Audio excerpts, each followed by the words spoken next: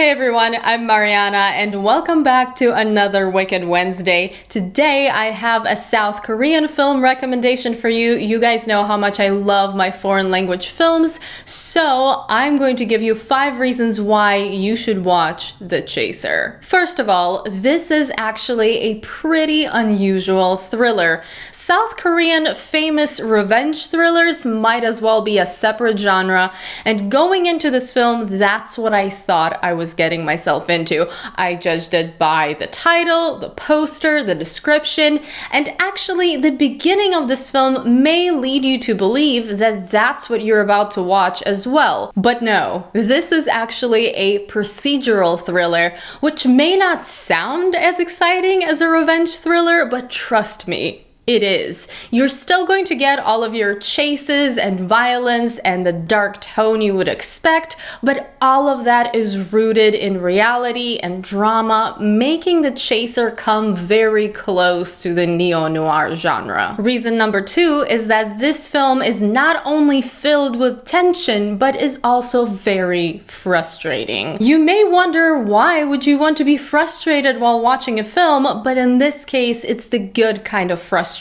because it comes from a place of emotional investment.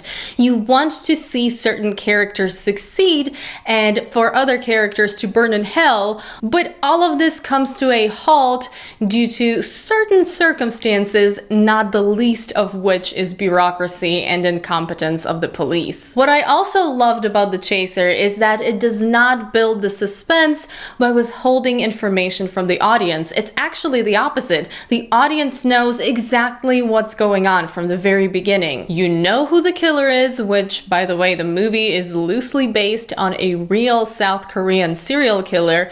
You know where he lives, you know what he does, and you are so frustrated because you can't give the information to the people who are looking for him or warn people who don't know what they're about to get into. The tension comes from the anticipation of what is inevitably about to happen and from hoping that someone will figure all of this out before it's too late, because a lot of this film is a race against time. Reason number 3 is that this film is smart, and the director, Hong-jin, knows exactly how to craft a thriller. By the way, this is the same guy who directed one of the best films of 2016, The Wailing, and this film is his directorial debut, which is insane. As I mentioned earlier, there are chases and pretty brutal violence in this film, but the director does not rely on shock and action to keep this interesting. Even when his characters make mistakes, it generally makes sense within the situation. It's not just because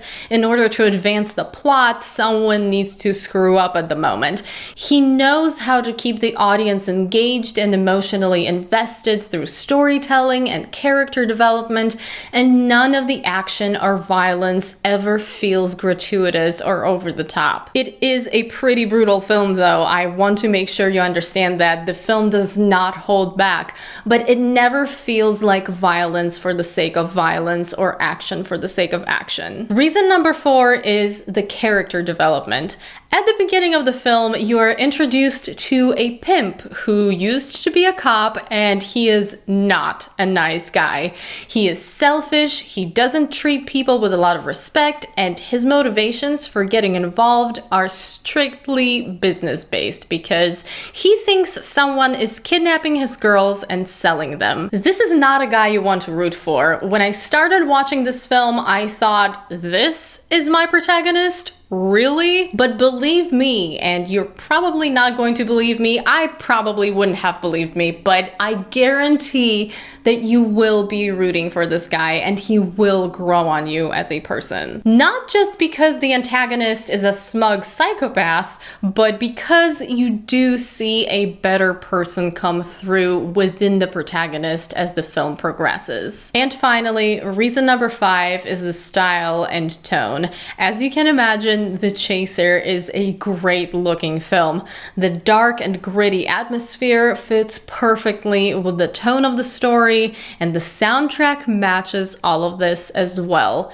It's a pretty grim experience, and even though it does have some humor to keep things from getting too depressing, the overall atmosphere is still heavy. The tone of the film comes through the color palette, it comes through the framing and things the camera focuses on, it comes through the way the streets and the city are portrayed, and even a sunny day looks a little bit menacing.